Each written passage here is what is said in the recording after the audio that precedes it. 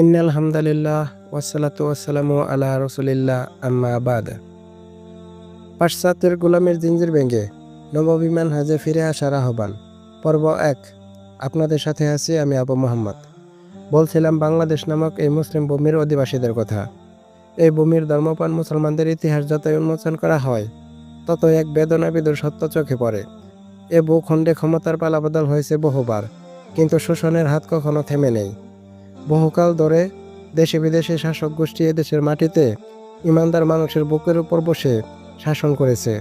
ইতিহাসের পাতায় পাতায় লেগে আছে মুসলমানদের আর্তনাদ, কারণ এই ভূখণ্ডে ক্ষমতার পরিবর্তন হয়েছে, কিন্তু উপনিবেশের সময়কাল থেকে নিয়ে আজও পর্যন্ত ইসলামের প্রতি শ্রদ্ধা, ইসলামী মূল্যবোধের সম্মান, ইসলামী শরিয়া কখনোই প্রতিষ্ঠিত হয়নি।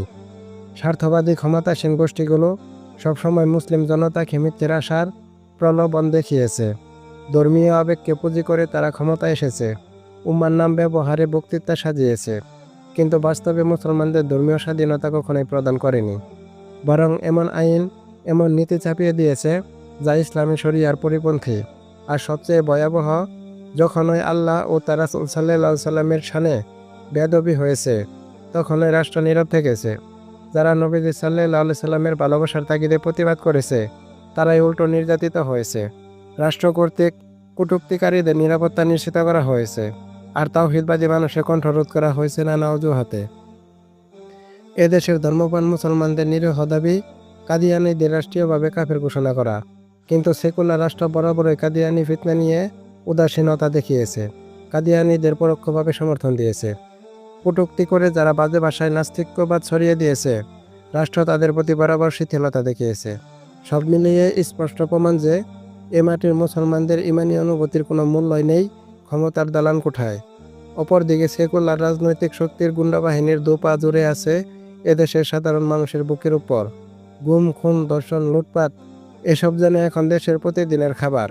মানুষের রক্ত দিয়ে তৈরি হয়েছে ক্ষমতার সিঁড়ি, আর আমাদের মা বোনেরা আজ নিরাপত্তাহীনতার ছায়ায় দিন কাটাচ্ছে।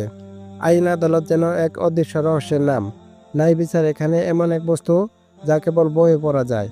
প্রশাসনের ভেতরে ভেতরে দুর্নীতি এমনভাবে শিকড় গেড়েছে, বাজেট আর প্রকল্পের নামে রাষ্ট্রের সম্পদ লুণ্ঠন এখন এক ধরনের ফ্যাশন হয়ে গেছে। আর সেই লুটপাটের বোঝা বইতে হচ্ছে খেটে খাওয়া মেহনতি মানুষদের, যাদের মাথার পিছু ঋণের পরিমাণ প্রতিদিন বাড়ছে। কথিত সুশীল সমাজ যেন উদ্ভট চশমা পড়ে আছে, যেখানে সত্য অন্ধকার, মিথ্যা আলো ছড়ায়। তারা পাশ্চাত্যের নষ্ট সভ্যতার প্রতি এমনভাবে মোহগ্রস্ত যে এদেশের ইসলামী সংস্কৃতি ধ্বংস করাটাই যেন তাদের একমাত্র সাধনা। যুব সমাজকে বিচ্যুতি আর অশ্লীলতার দিকে ঠেলে দেওয়াই যেন তাদের লক্ষ্য।